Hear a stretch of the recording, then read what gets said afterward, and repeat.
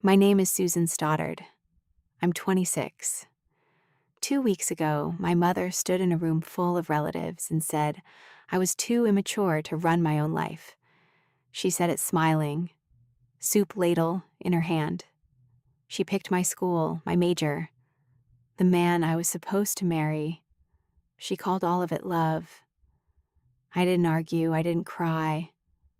I poured a glass of water and let her finish. She thinks she's throwing me a graduation party next week. Country club, 40 guests. A banner with my name on it. She has no idea I haven't been in law school for 3 years. She has no idea I found the folder, the trust, the $190,000 my dead father left me, the money she's been quietly draining for 11 years while telling me we were broke. She thinks Monday night is her victory lap. I'm going to let her stand up. I'm going to let her lie to all of them. And then I'm going to put it on the wall. Before I go any further, if this is already getting under your skin, hit like and subscribe. It helps these stories find the people who need them. And drop your city and the local time where you are in the comments. I love seeing how far this travels. I'm Susan. This is the story of the life my mother built for me on paper. And the night the paper caught fire. Let me take you back. It started in the summer when I was 15. The summer my father died. West Hartford, Connecticut, edged lawns, country club, the kind of street where everyone knows what your husband does for a living. My father, David, sold insurance. Quiet man. Read at the kitchen table every night under one lamp. My mother, Carol, ran the house. And the version of us the neighbors saw, she was good at it. I need you to get that early. She wasn't a monster in a movie. She brought casseroles to sick neighbors. She remembered birthdays. People liked her laugh. She also decided everything. Let me show you how, because it explains why I stayed silent so long. I was 13. I brought home a flyer for an art camp upstate. A week in cabins, drawing all day. I wanted it so bad I couldn't ask out loud. I just left the flyer on the counter. She found it. Hold it up at dinner between 2 fingers. Did you sign up for this? No, I just wanted to. We'll see. In our house, we'll see meant no wearing a maybe. The next week, she enrolled me in 8 weeks of SAT prep. I was 13. I memorized vocabulary while other kids learned to throw clay. She never said no to the art camp. That's the trick. She never had to. She just swapped what I wanted for what she wanted and let the swap become the only thing on the table. It worked because of the tears. Cross her, and she didn't rage. She wilted. She'd go quiet, get a wounded look, mention how hard she worked, how little thanks she got. Within an hour, I'd be apologizing for wanting the thing. Within a day, I'd have talked myself out of it entirely. She never had to win an argument. She just had to make wanting feel like cruelty. By the time I noticed the machine, I was already inside it, and I couldn't tell the difference anymore between what I wanted and what she'd decided I wanted. By 14, the swap had a name. Lawyer. My daughter, the lawyer. She said it at dinner parties before I'd finished 9th grade. My father didn't fight her, but he'd catch my eye across the table after each new plan. A small look. Not rescue. Just, I see you. I lived on those looks. Then one July morning, he had a heart attack in the driveway. 49 years old. Gone before the ambulance came. The casseroles came back to us. My mother stood very straight, in black, and accepted every condolence, like she'd earned it. 3 days after the funeral, my Aunt Rosalind, my father's sister, sat with me on the back steps, held my hand, said one sentence I wouldn't understand for 10 years. "Your dad made sure you'd be okay, sweetheart. Whatever happens, he made sure." I thought she meant heaven. I thought she meant love. She meant money, a document. The thing my mother was already making disappear, but I was 15. So I cried and let the grown-ups handle the grown-up things. That was my first mistake. I made it for the next 11 years. After he died, the plan didn't pause. It sped up. My mother told me gently on a loop that she was all I had now, that she'd sacrificed everything to keep us afloat, that the least I could do was not make her life harder. So I didn't. I went to the prep school she chose, the AP classes she chose. I got a B+ in chemistry once, and she cried, not yelled, cried, and asked what she'd done to deserve a daughter who didn't try. I learned that my failures hurt her physically, so I stopped having them. She invoked my dead father constantly. It was her best tool. Anything I wanted, he'd have been heartbroken by. Anything she wanted, he'd have been proud of. He couldn't argue. Convenient. I'll give you the moment that still makes me want to scream. 17. I got a part-time job at a coffee place by the mall. Didn't ask. Just did it, $8 an hour. My own money for the first time. A neighbor mentioned seeing me behind the counter. My mother found out. She didn't yell. She sat me down with that wounded face. People will think we can't provide for you. Do you want them thinking your father left us with nothing? Do you want them pitying us? Then the knife, soft. I thought you, of all people, wouldn't embarrass me. I quit the next day. Here's the thing. He hadn't left us with nothing. He'd left $190,000 with my name on it. And she made me quit an $8 job to protect the story that we were scraping by. That was the whole architecture of my childhood. A beautiful, convincing house built over a hollow place.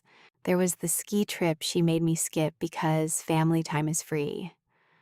The winter coat I wore for 4 years because new was a luxury. The sigh she performed at the grocery checkout for whoever stood behind us. There was one more, senior year. I made the finals of a state debate tournament, the thing she'd aimed me at since I was 12, 2 hours away. My one shot. She didn't come. I can't take the day off, sweetheart. Do you know what gas costs? We can't be frivolous. I lost in the final round. I called to tell her. There was a pause, and then, well, maybe it wasn't meant to be. You've never been a finisher. I found out later she'd spent that exact weekend at a spa retreat with 2 friends from the club. Photos. Tagged. Same Saturday I stood at a podium alone, scanning a crowd for a face that wasn't there. Gas costs. Frivolous. The whole time, there was money. For me. For exactly this. I didn't know yet. She did. I made it into my second year of law school before something in me went quiet. No breakdown, no drama. I just sat in a contract lecture on a Tuesday, looked at the clock, and understood with total calm that I'd spend 40 years doing something I never once chose. That night I didn't call my mother. I called Rosalind. We'd stayed close in a low, steady way my mother hated. Providence 90 minutes off. Retired now, but 30 years a paralegal. She noticed things. She kept things. I told her I was thinking of leaving law. I expected her to talk me down.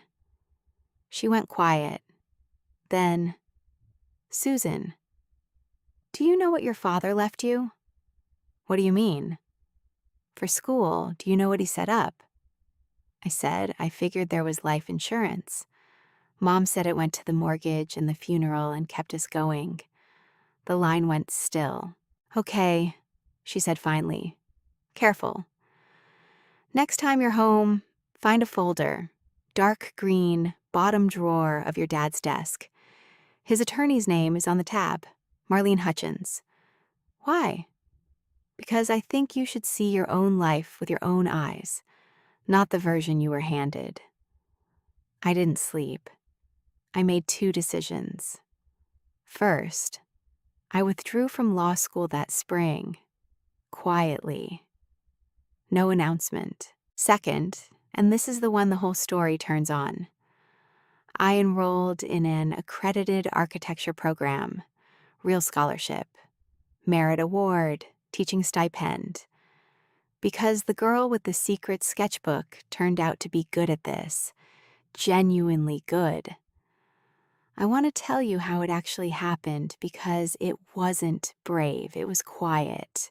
I walked into the registrar's office on a gray morning and signed the withdrawal form. The clerk asked if I was sure. I said yes. That was it. 12 years of my mother's plan, undone with a ballpoint pen in under a minute. No lightning, no music. Just my own signature on a page she'd never see. Then I walked across the city to a different campus and sat in on a studio class I had no business being in. The professor was talking about how a building holds light. I'd never heard anyone talk like that.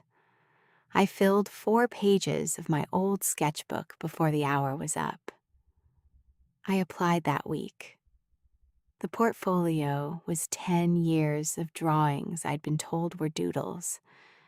They gave me a scholarship for the doodles. And I told my mother none of it. To her, I was still in law school. Every semester she asked how torts was going. I gave her a sentence and changed the subject. When she bragged to the neighbors about her future lawyer daughter, I let her. Why? Not a master plan. Survival. At 23, I'd finally found one room in my life she wasn't standing in. And I was terrified that if she knew, she'd take it.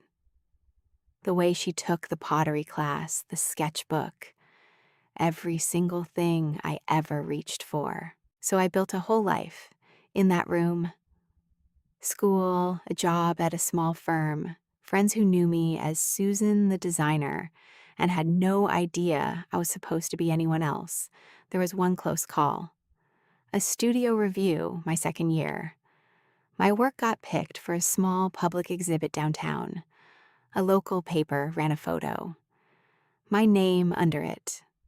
Susan Stoddard, architecture student. For 3 days, I couldn't breathe. Hartford's a small world.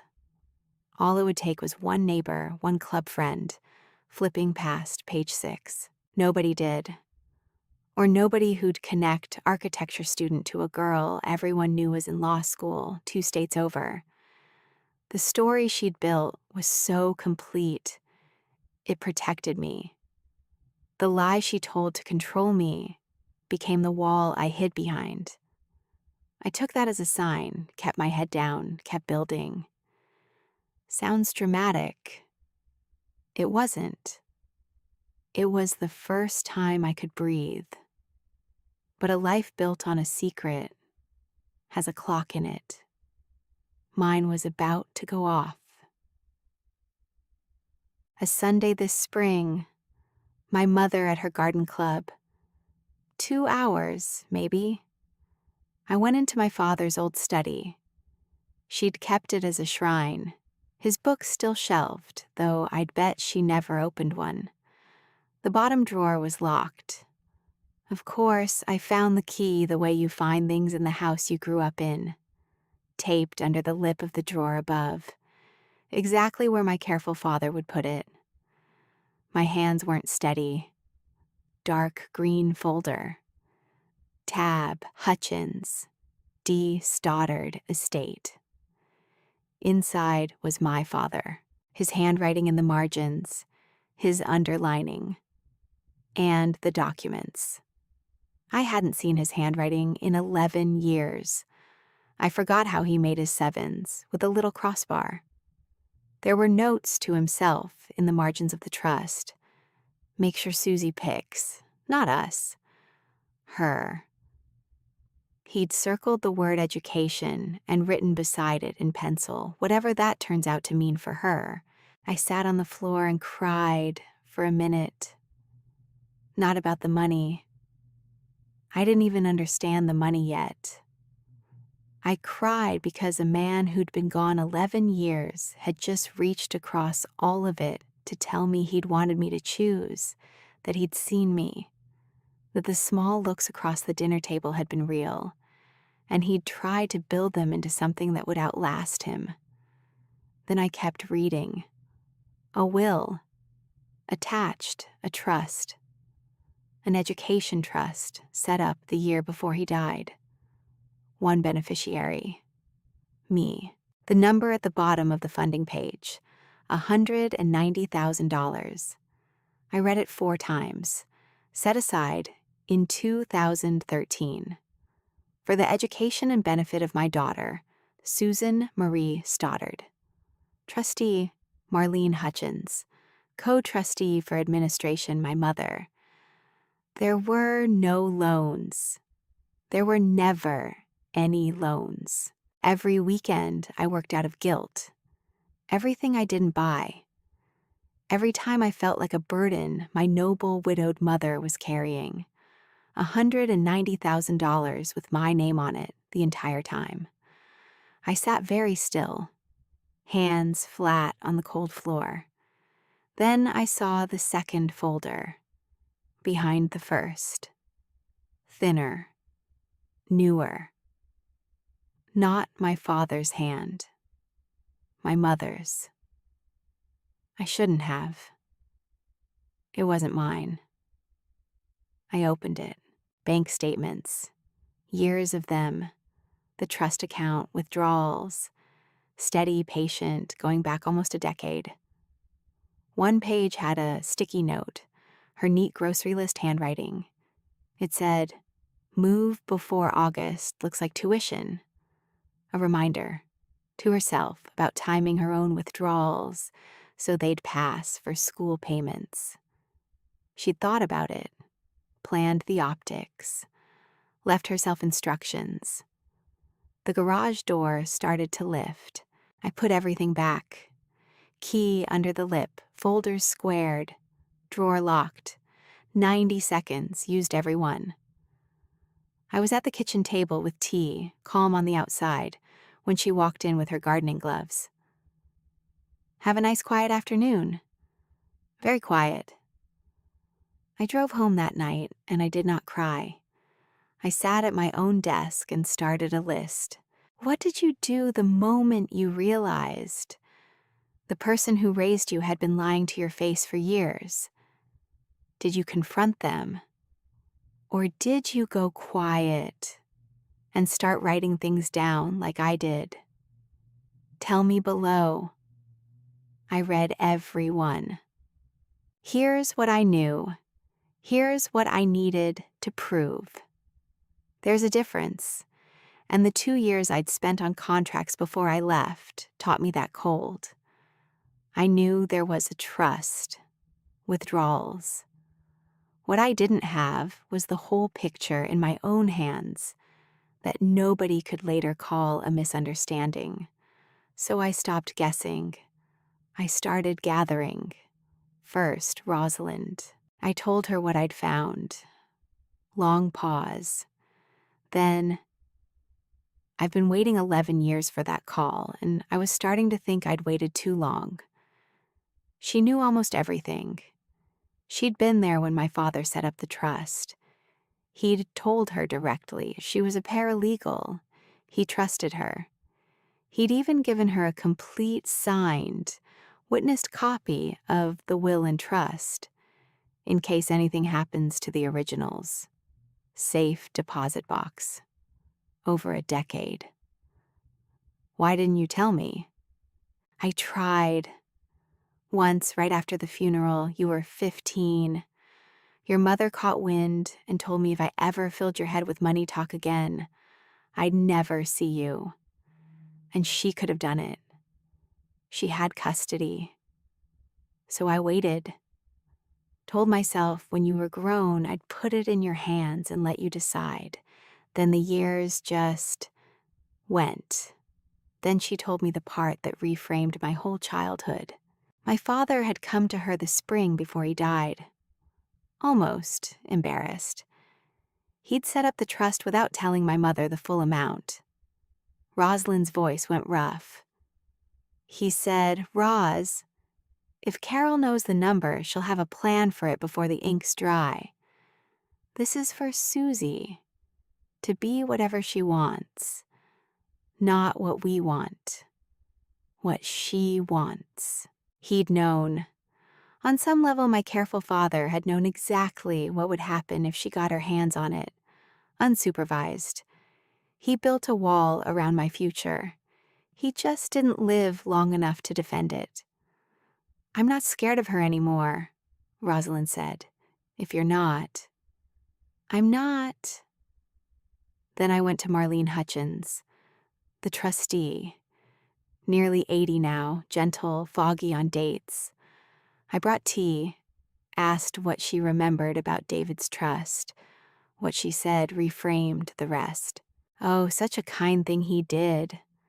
Your mother handled all of it, of course. After he passed, she said it was easier for one person to manage. She'd bring me papers to sign now and then. I never read them too closely. Carol said it was routine, for your tuition." She patted my hand. "You're the lawyer, aren't you? Such a credit to your mother." I held my cup very steady.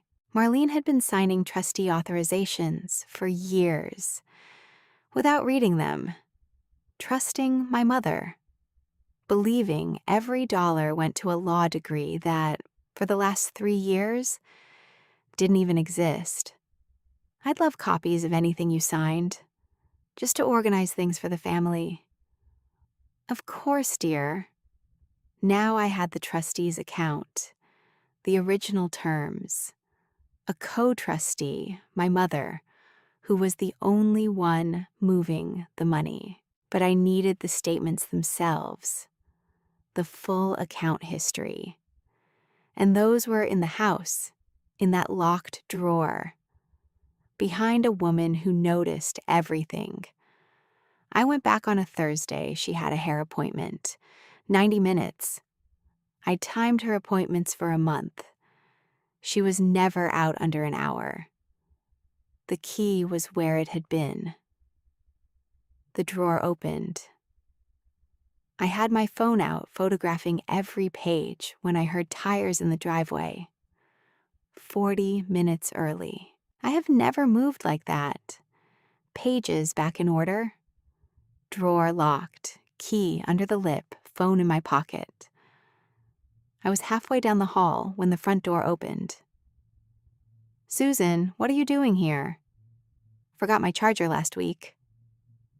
I held up my actual charger, which I'd grabbed off the hall table on instinct. "Salon cancel on you?" Stylus, sick. She studied me a second too long. "You look flushed." Ran up the stairs. She let it go. But I drove away with my heart going like a drum, and 140 photographs of 11 years of theft on my phone. That night I backed them up 3 times.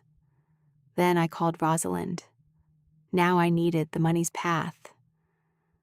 Where did $190,000?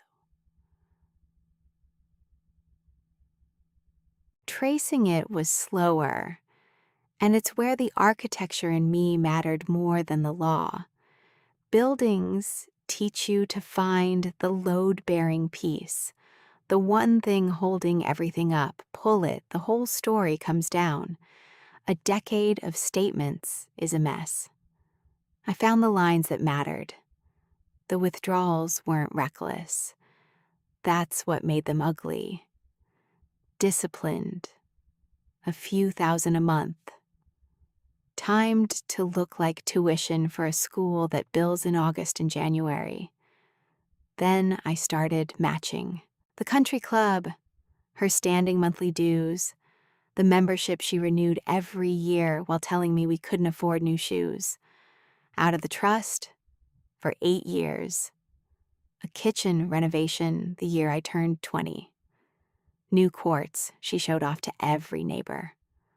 $41,000, 3 payments. From the trust, a car, hers, a lease, then a buyout.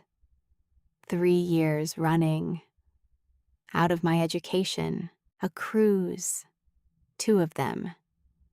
The girls' trips she took with her club friends, the ones she'd come home from with a tan and a story about how she deserved a little something after all her sacrifice, a diamond tennis bracelet she wore to every party and told people was her grandmother's, and a steady monthly thread that took me longest, a transfer into her personal checking. The memo, when there was one, said the same thing every time. Tuition reimbursement. She'd been paying herself, calling it my tuition, reimbursing herself for loans that did not exist, for a school I'd left 3 years ago, a school she chose, a future she invented. Then I built a calendar. I laid every transfer against the real academic calendar of the law school she thought I attended. They didn't match tuition at all. They matched her life. A transfer the month before Florida. A bigger one the December she redid the dining room. A cluster the spring she bought the car. Then I overlaid my real timeline. The transfers didn't stop when I left law school. They didn't even slow down. She kept reimbursing herself for my tuition for 3 full years, after there was no tuition at any school of any kind, because I was on scholarship and she didn't know it. 3 years of phantom tuition, 30-some withdrawals for a bill that did not exist on planet Earth. I drove to Providence and showed Rosalind. She put on her reading glasses and went through it line by line. The old paralegal fully awake. When she finished, she rubbed her eyes. This isn't sloppy. Sloppy I could almost forgive. This is bookkeeping. She kept the lie organized. That's the part that'll sink her. She was careful enough to make it look like tuition, which means she knew it wasn't. Knew it wasn't. Intent, Susan. The notes, the timing, the memo lines. She didn't accidentally spend your education on a kitchen. She decided to, and dressed it up so no one would ask. She tapped the calendar. Keep this exactly like this. Don't add one word of opinion. The facts are louder than anything you'd write on them. I added it up more than once because the first time I didn't believe it. Of the $190,000 my father set aside so his daughter could become whatever she dreamed, there was a little under $9,000 left.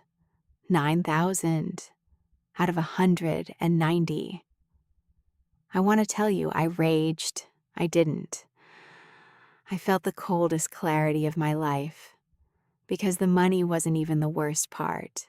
The worst part was 11 years of being called a burden. The guilt I carried for the cost of my own life, a 15-year-old who believed her widowed mother sacrificed everything, while that mother renovated a kitchen with her dead husband's gift to his only child. And that's when the second half of her plan clicked. The wedding. I haven't told you about Gerald. Gerald Whitmore, the man my mother chose. I'd been seeing him about a year, if seeing is the word for something your mother arranges and manages like a merger. 29, junior associate at a Hartford firm, partner track. From a family she called the right kind of people. Not a bad man, polished, pleasant, laughed at the correct moments. Never once asked me a question about myself that my mother couldn't answer for me. She'd been pushing the engagement hard. Too hard. A deadline energy to it, like she was racing something. Now I knew what she was racing. The trust was nearly empty. The money was almost gone, and the version of me she'd sold to everyone, the lawyer daughter, the impressive match, needed to become a wife before anyone looked at the foundation. One dinner told me everything. She had Gerald and his parents over.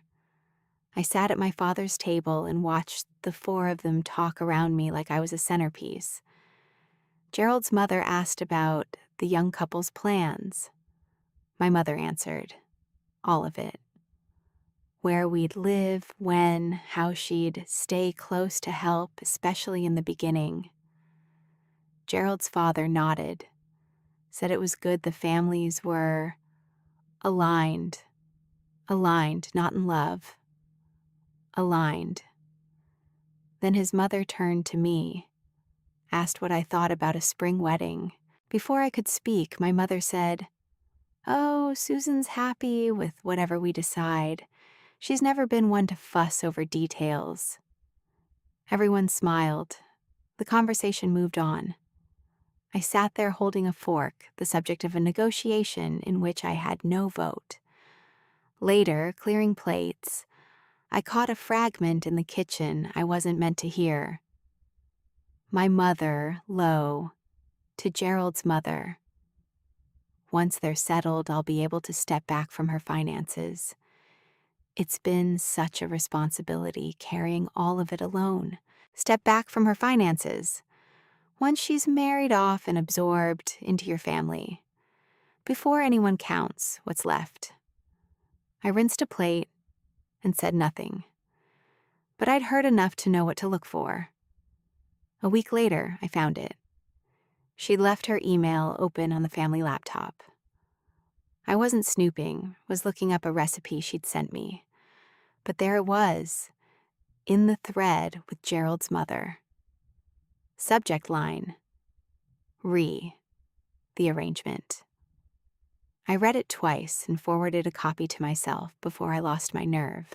My mother had written in her warm, careful prose that she was so relieved the children were moving forward, that a spring date makes everything cleaner, and the line that turned my stomach, that once Susan settled into married life, I think it's healthiest if I bow out of her financial picture entirely. She's never had a head for it, and a husband will steady her. Healthiest. Bow out. Steady her. Translation: marry her off before the money's gone. Hand her to a man who will absorb her and disappear from the books before anyone runs the numbers. I showed Rosalind the email on my next trip to Providence. She read it slowly, set the phone down. "She's not just covering the theft," Rosalind said. "She's planning the exit. This is a woman who knows the well's almost dry and is arranging for someone else to be holding the empty bucket when it's noticed. Me, you, married, grateful and broke, and never the wiser." She slid the phone back. "Forward that to your attorney. It shows she knew. That's the whole game, proving she knew. It was a clean plan. I'll give her that. If I'd stayed the daughter she thought I was, the compliant one, the law student, the girl who put her sketchbook in a box, it would have worked. She made one wrong assumption. She assumed I was still that girl. In early November, Gerald took me to dinner and my mother's fingerprints all over the timing. Proposed. Ring and everything. The staff clapped. I said I needed to think. You should have seen her face when I told her. The mask slipped 1 second, not heartbreak, panic. Think? Susan, what is there to think about? This is everything I've worked for. For you, she meant. She caught it. Everything I've worked for you. That was the night I stopped being afraid of her. So the confrontation that opens this story happened a few days later. Now you know what was sitting underneath it. Sunday dinner, the usual cast, her sister, 2 cousins, a neighbor couple she liked to perform for. Gerald beside me, the ring on my finger because I hadn't figured out how to take it off without a scene. I'd told her privately that morning, gently, that I wasn't sure about the wedding, that I wanted to slow down. I gave her every chance. She brought it to the table instead, in front of everyone. That was her real weapon. She fought in public, where my silence would look like guilt. Susan's having cold feet, she announced, light as anything, ladling soup. Which doesn't surprise me. She's always been like this, can't commit to anything. A cousin laughed, nervous. Gerald put a hand on my knee under the table. I love her, she went on. But let's be honest, Susan is 26 and she still can't run her own life. I've had to manage everything. Her schooling, her career, this relationship. If I stepped back for 1 week, the whole thing would fall apart.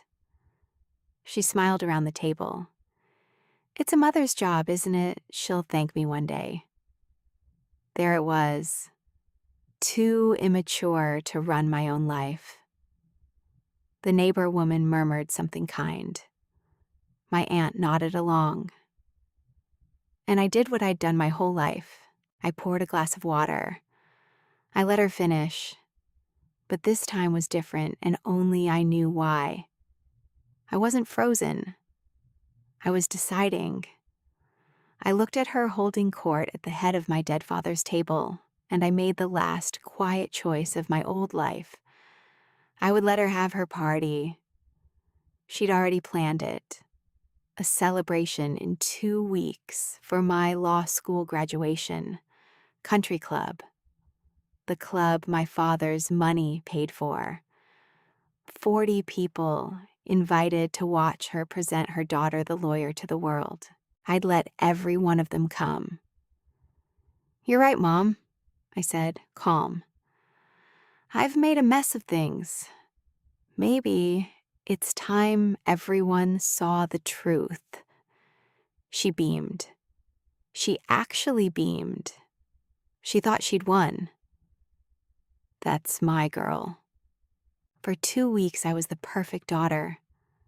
I want you to understand how strange that fortnight was. I smiled. I addressed invitations. I let her pick my dress, pale, expensive, photogenic. I let Gerald talk about our future. I let her tell the caterer her daughter was graduating top of her class. One moment, almost broke me. We were addressing envelopes at the kitchen table. She paused, looked at me, and said, with what I think was real feeling, I'm proud of you, you know. I don't say it enough. After everything, look at you. For 1 second, I almost faltered. For 1 second, the little girl in me who'd spent 26 years trying to earn that exact sentence wanted to drop the whole thing. Then she added, all those years of sacrifice, worth it to see this. And the spell broke clean. Sacrifice. The kitchen we sat in. The club we'd celebrate in. The sentence was a lie, wearing the costume of the thing I'd always wanted. I licked the next stamp. Thank you, Mom. I drove home and added another document to the file. There was one bad night that fortnight. She called me at 11 p.m., which she never did. Susan, a funny thing, Marlene Hutchins, phoned me today, said you'd been by, asking about Daddy's trust. My whole body went cold. I kept my voice flat. I'm helping organize the family paperwork for the party. I thought it'd be nice to have Dad's documents in order. A long pause on the line. I could hear her deciding whether to believe me. That's thoughtful, she said finally. But there was a new note in her voice. Calculation. You don't need to bother Marlene. She's old. She gets confused. I'll handle the paperwork like always. Of course, Mom. I hung up and sat in the dark. She was getting nervous. Some animal part of her had caught a scent. I had 3 days left. If she moved first, emptied what was left, lost the statements, got to Marlene, I'd lose the clean version of the truth. I called Rosalind at midnight. She's circling. Then you don't wait, Rosalind said. The party's the move. Don't give her a week to dig in. Let her walk on stage Monday and tell the lie herself. Let me be precise about what I built, because none of it was a trick. All of it was true. That's what made it unanswerable. Rosalind's certified original of the trust, real terms, real founding amount. My father's signature, witnessed and dated. Marlene's full set of trustee authorizations. Years of them. Each approving disbursements for the beneficiary's education. The trust account statements. Every withdrawal. 11 years. The matches, club dues, kitchen, car. The monthly tuition reimbursement into her checking for years after I'd left the school she didn't know I'd left. And the piece that turned a financial story into an undeniable one. My own school records. My withdrawal from law school, dated 3.5 years ago.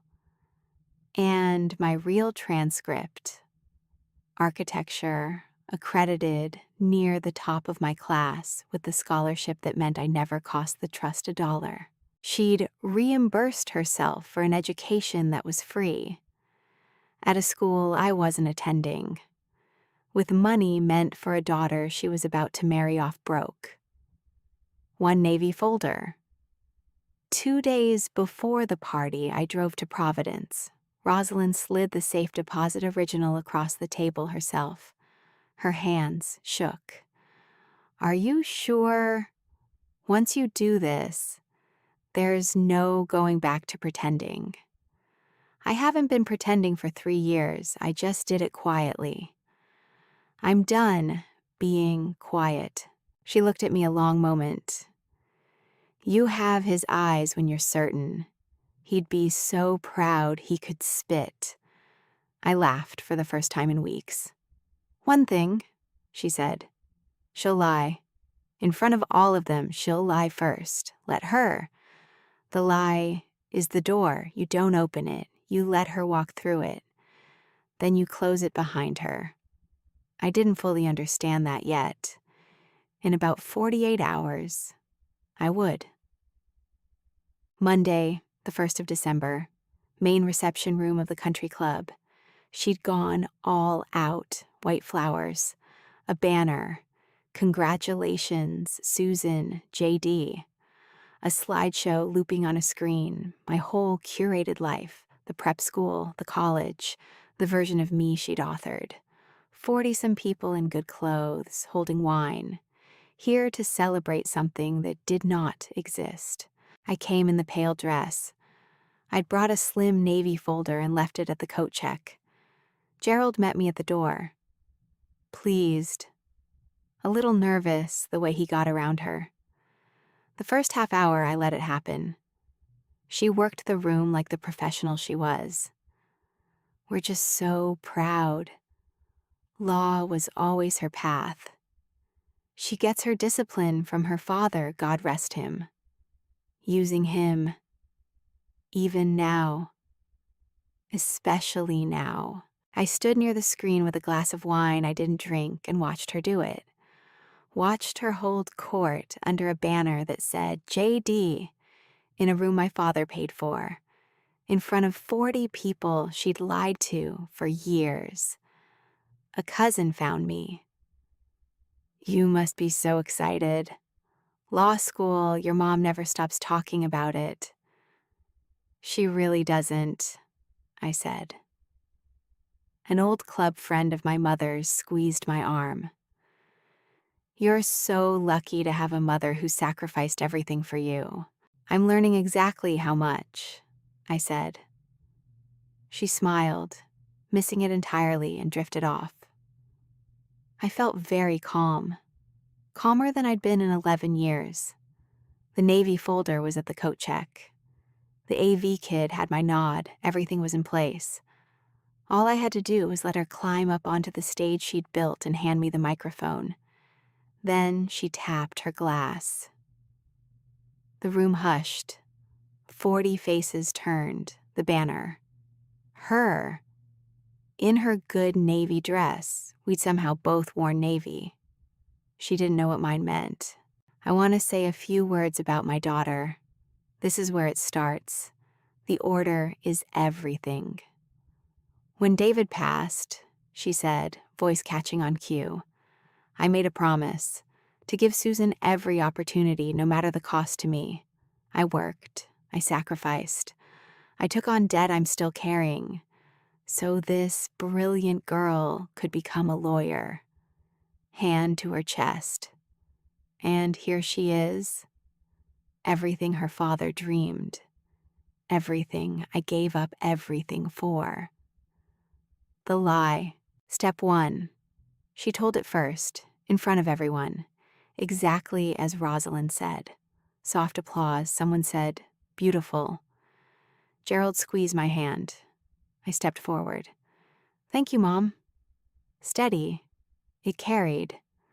Before everyone toasts, could I say something too about school, about what it really cost? She smiled, expansive, certain. Of course, sweetheart. This is your night. It was. Just not the way she meant. I want to clear something up, I said. About the debt my mother mentioned, the loans. I looked at the room. Kind, tipsy, expectant faces. There were no loans. There never were. A small ripple, confused smiles. Her face didn't change yet. Something behind her eyes did. In 2013, the year before he died, my father set up a trust for my education. He funded it with $190,000. I let the number sit. He named a trustee, Marlene Hutchins. She's here tonight. I found Marlene's white head in the crowd. She blinked. And he named my mother co-trustee to administer it. I only learned it existed this spring, because for 11 years I was told we were drowning in debt. She recovered fast. I'll give her that. She laughed, warm, dismissive, turned to the room like we shared a private joke. Oh, Susan, honey, you've gotten confused. There was a small fund, yes, and it went straight to your tuition, all of it. This is what I mean, everyone. A light, indulgent sigh. She doesn't understand money. She never has. I've protected her from all of it. The denial. Step 3. She doubled down. In public, certain her word would hold the way it always had. It was the door. I didn't open it. I let her walk through. "Okay," I said gently. "Then let's look at where it went." I'd asked the club's AV kid an hour earlier to give me the screen when I nodded. I nodded. The slideshow of my curated childhood blinked off. The first trust statement came up, big, projected above the banner that said JD. "This is the trust account. These are the withdrawals. Everyone authorized by a co-trustee. There was only ever one co-trustee moving this money." Click. This line, 3 payments, $41,000. The spring I turned 20. The kitchen renovation, the quartz some of you complimented. Click. This recurring line, every month, 8 years. The standing dues for this club. The room we're standing in was paid for out of my education fund. The room had gone very quiet, the kind of quiet that has weight. She tried again, reaching for the old authority. "These are out of context," she said louder, to the room. "Anyone can make numbers look like anything. I administered that trust responsibly, and I won't stand here and then you'll have no trouble with this one." Click. A single authorization, Marlene's signature at the bottom. The line above it typed, "For the education and benefit of the beneficiary, Susan M. Stoddard." And the date, 18 months after I left law school. This is one of dozens. Everyone says the money's for my education. Everyone signed by a trustee who trusted you. And everyone after the spring of 2022 is for a student who didn't exist. Her voice came out thinner. "This is Susan, this is private family financial information. This is wildly inappropriate. This one's my favorite." Click. This monthly transfer straight into your personal checking. The memo says tuition tuition reimbursement, hundreds of these. I turned to face her fully. "You were reimbursing yourself for my tuition, Mom, for years. There's just one problem." Click. My law school withdrawal form filled the wall. Dated, stamped, official, 3.5 years ago. I left law school in the spring of 2022.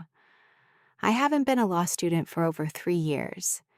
You've been paying yourself tuition reimbursement out of my dead father's trust for a school I told no one I'd left and a degree I was never getting. A wine glass touched a table too hard. Someone's sharp breath. Gerald had let go of my hand. I didn't notice when. So where was I all that time? Click. My real transcript. Architecture, the accredited program. The honors line. The scholarship. I've spent 3 years becoming an architect. On a full scholarship. I looked at the room, not at her. Which means here's the part that matters most. I never needed $1 of that money. The trust could have sat untouched. It was always going to be mine someday anyway. There was no reason to drain it, except someone wanted a kitchen, and a car, and a membership, and a daughter too grateful and too guilty to ever ask a single question. I let that land. Then I clicked one last time. Her own email, projected on the wall. The words she'd written to the woman whose son she'd picked for me. "Once Susan settled into married life, I think it's healthiest if I bow out of her financial picture entirely." And when the money was almost gone, I said, she arranged a wedding, so I'd be someone else's responsibility before anyone noticed it was empty. Those are her words, not mine. The silence. Step 6. Nobody moved. 40 people, you could hear the flowers. I watched it travel. The neighbor woman set her wine down without looking. A cousin's hand went over her mouth. An older man near the back, a club member, someone who'd shaken her hand 100 times, turned and looked at her like he was revising every conversation they'd ever had. A bridge friend said into the quiet, not even quietly, "Carol, is this true?" My mother didn't answer her. She couldn't.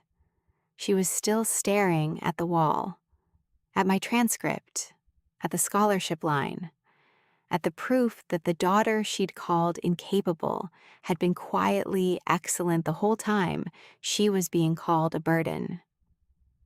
I wasn't done. I clicked once more, a side-by-side, left, a club dues withdrawal. Right, a text she'd sent me that same week. I'd pulled it from my own phone. "Sweetheart, no new boots this winter, we just can't stretch it, I'm sorry." The dates matched to the day. "This is the week she paid her club dues out of my college fund," I said, and texted me I couldn't have winter boots. A woman near the front made a sound, half a laugh, half disgust, and turned her back on my mother entirely. That was when the room turned. I felt it, 40 people, and the air just shifted sides. And then she lost control. She didn't cry. People always think they cry. She got loud. "You ungrateful little," she caught herself, smiled at the room. Tried to claw it back, couldn't. "Do you have any idea what I gave up? Do you? I raised you alone.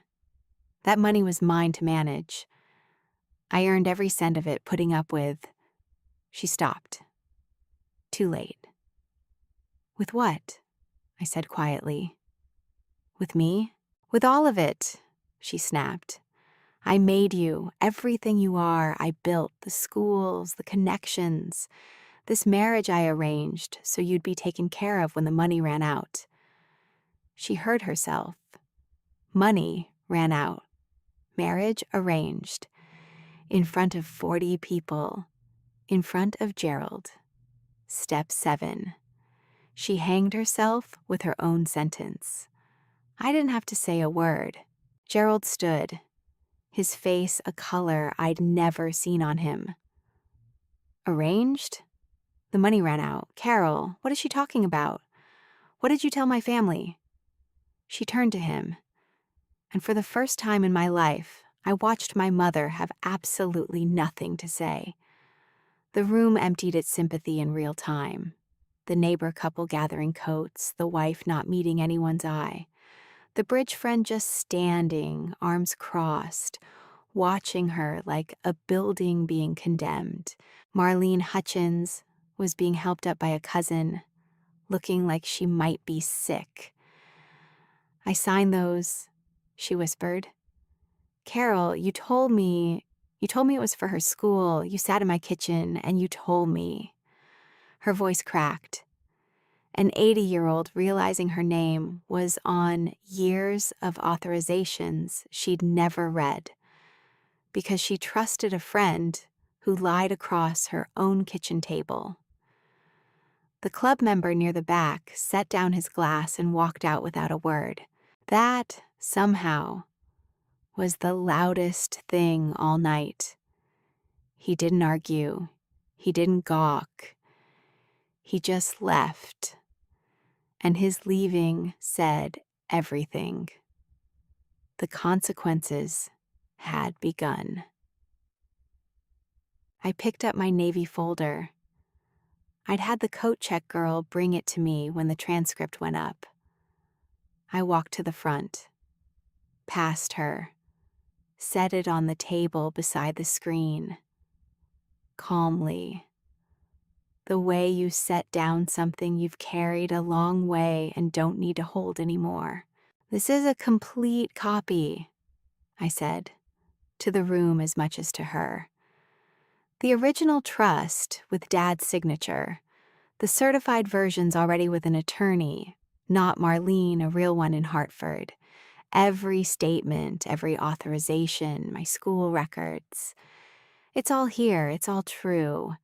And none of it can be explained away as me being confused about money. I looked at her. You filed an accounting demand without knowing it the moment you stood up tonight and lied to all these people. Because now there are 40 witnesses to you claiming the money went to my tuition. And the records say otherwise. A probate court is going to find that very interesting. I want you to understand what was happening on her face while I said it. Not guilt. She didn't look guilty. She looked like a woman doing math, calculating which relationships she could still save, which version of the story might still sell, who in this room might still take her side. There was no one. She just hadn't accepted it yet. Anyone who knows me, she started, turning to the room, knows I would never. They have the statements now, Mom. I nodded at the folder and the email in your handwriting. There's no version of tonight where these people don't know exactly what you did. She looked around the room for an ally. The neighbor couple was at the door. The bridge friend had her back turned. The club member was already gone. Gerald wouldn't look at her. If you've ever sat across from someone who shaped your entire childhood and finally said the true thing out loud, you know it doesn't feel like winning. It feels like setting down something heavy you were told your whole life you had to carry. If that's you, tell me. I'd like to know you made it out too. Her mouth opened and closed. The performer was gone. What was left was a woman in a navy dress in an empty feeling room, watching her guests find their coats. You're destroying this family, she said finally. Quiet now. Her last card. Over money, your father would be... Don't. Just that, one word. It landed harder than anything else all night. You don't get to use him anymore. He set that money aside so I could become whatever I wanted. And I did. I picked up my bag. Not because of you. In spite of you. I walked out of the country club my father had been paying for since the year he died. Gerald caught me at the door. He looked wrecked. I didn't know any of this, he said. About the money, the arrangement, I swear I didn't. I believe you, I said, and I did. We were both being managed. He nodded slowly. There was nothing left to say. He held the door for me, which was, I think, the first genuinely kind thing he ever did for me without my mother telling him to. The cold December air outside felt like the first clean breath I'd taken in 11 years. It's been a few weeks.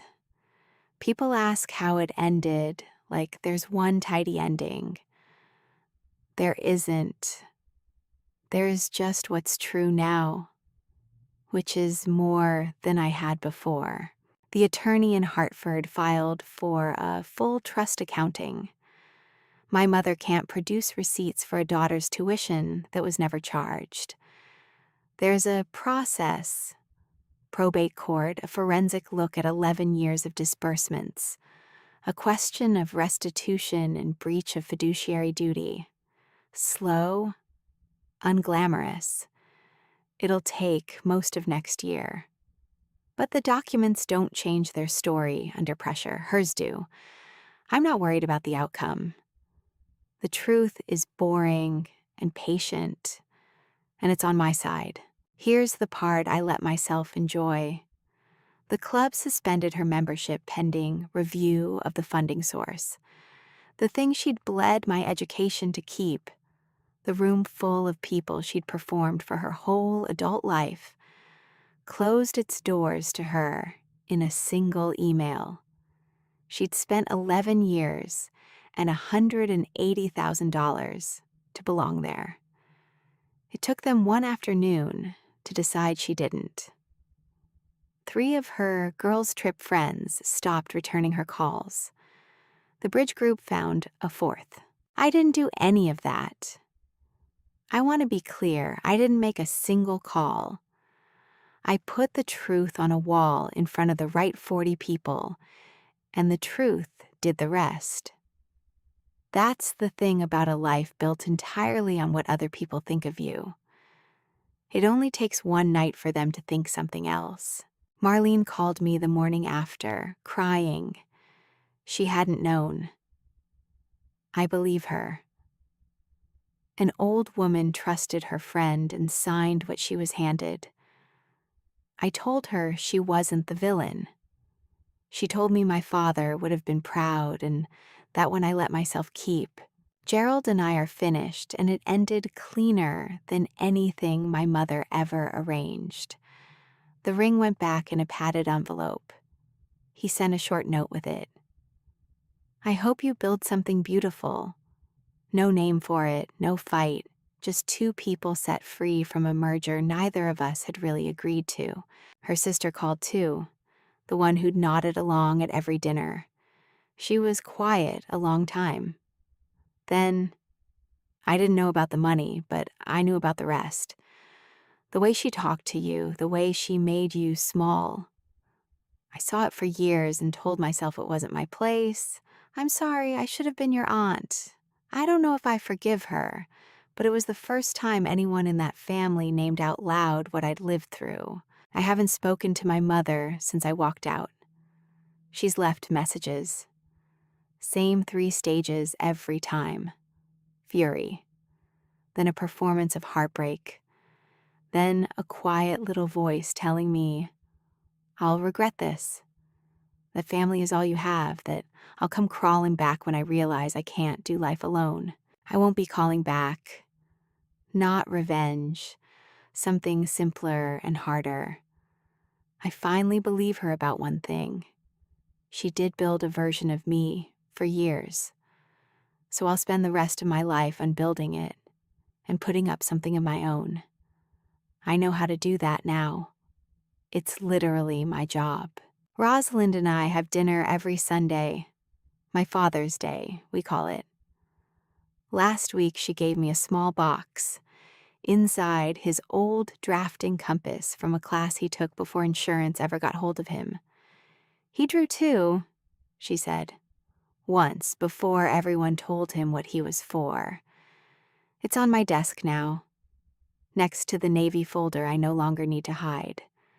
I asked her that night why she thought he never used it. The compass, the drawing. She thought about it a long time. Same reason you almost didn't, she said. Someone convinced him there was a right thing to want, and it wasn't his thing. He spent 30 years selling insurance and reading at the kitchen table under one lamp, drawing nothing. She put her hand over mine.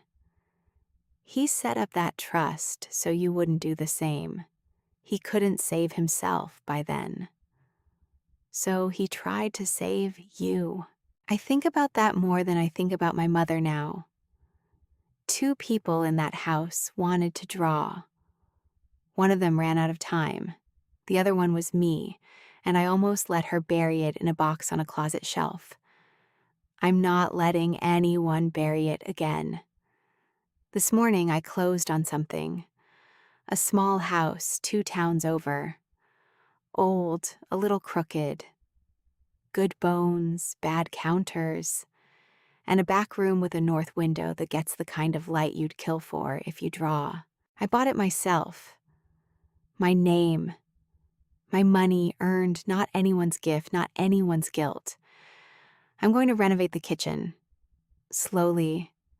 With my own hands and my own paychecks. And every time I lay a tile, I'll know exactly where the money came from. It came from me. every dollar of it earned by the girl she said couldn't run her own life. The sketchbook is out of the box, on the new desk, in the north light, open to a page I started 10 years ago and finally get to finish. The train station with the glass roof. The one I drew when I was 10, before anyone told me what I was for. I'm going to finish it this winter, in my own house, with my own hands. Turns out I could run my own life after all. I just had to stop asking permission to live it.